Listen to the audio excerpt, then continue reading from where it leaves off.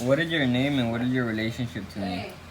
My name is Rosemary Puga Favela, and I am your auntie.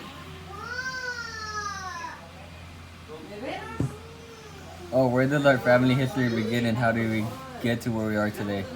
Our family history begins back in 1974 when your grandparents decided to come to the United States for a better future, for the American dream.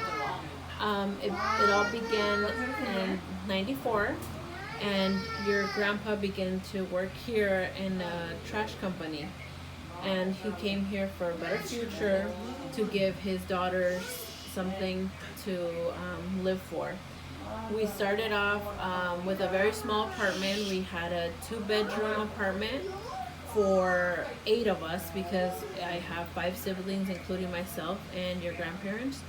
We had a very small house with not a lot, but lots of love. My father continued to work hard for us. He later on was able to purchase our very first home here in San Diego. The house was a project house. We came into this house with nothing. There was no fence on the house, and so we started up and built it up ourselves. We all started working at a very young age to be able to help our father with rent and bills and everything. Um, so to be able to enjoy this American dream. So that's how our history began, and we are still here.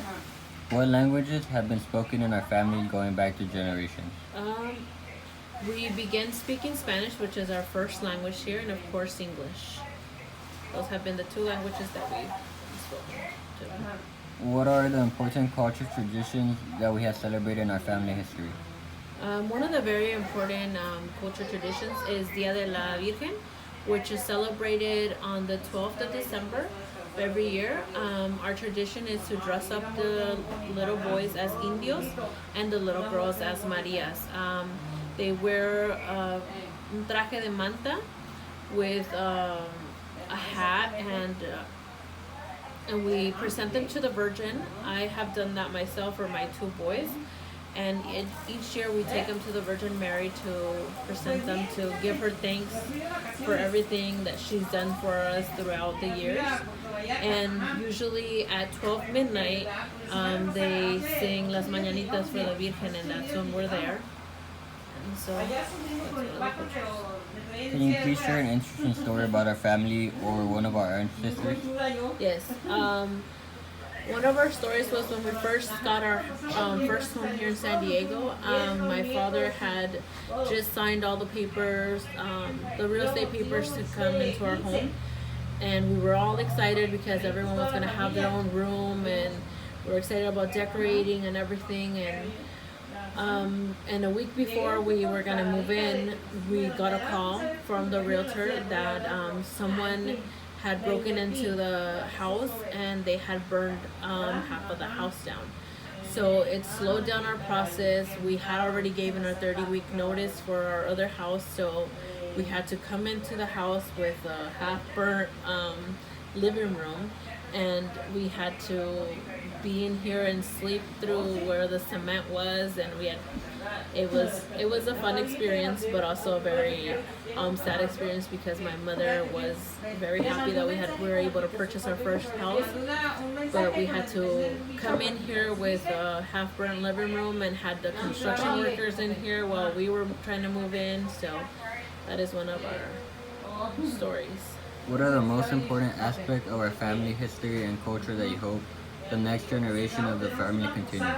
I really hope that the kids in our family, the younger generation, continues to find God in them and continues to work Catholic and continues to study the Bible, to continue to go to church and follow our traditions like Dia de la Virgen, Dia de San Judas that we also celebrate, and just to have God in their life, because a lot of things now in the world are so ugly and people are not close to God. They don't believe in God. There's a lot of stuff that they don't follow anymore, and tradition wise, and now people have different beliefs about God, and there's all these religions. So we hope they follow the Bible and continue to follow religions aspects, and also respect to the family members, respect to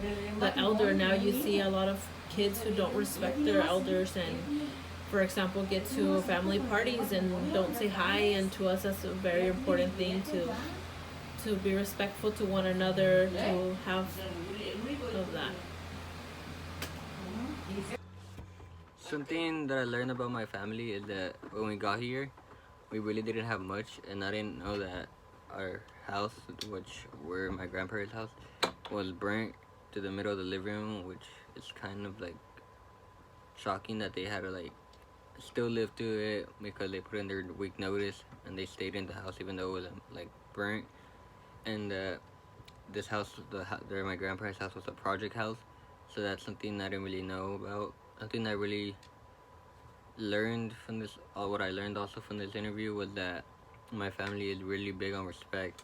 Because whenever, like my aunt said, whenever we go to a family party, they like tell us each time we enter to go say hi to everyone with a handshake and a kiss, like Mexicans do.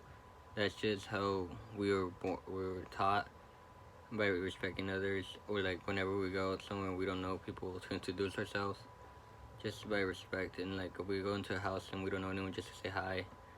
That's something I learned.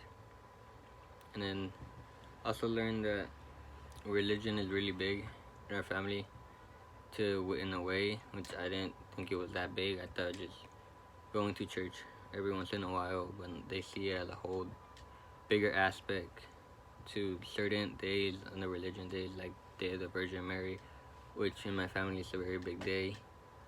So yeah, those are some things that I learned about in my interview throughout my family.